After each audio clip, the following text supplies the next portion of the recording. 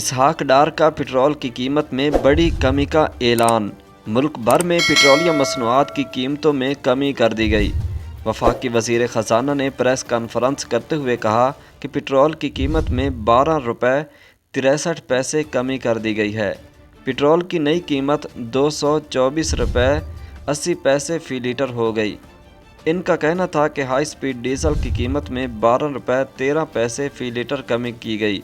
High speed diesel की नई कीमत 235 रुपये 30 पैसे फ़ी लीटर हो गई।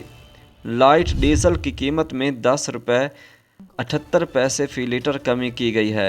लाइट डीजल की नई कीमत 186 रुपये 50 पैसे लीटर हो गई है। इसहाक डार का कहना था कि मिट्टी का तेल 10 रुपये 19 पैसे फ़ी लीटर सस्ता हो गया।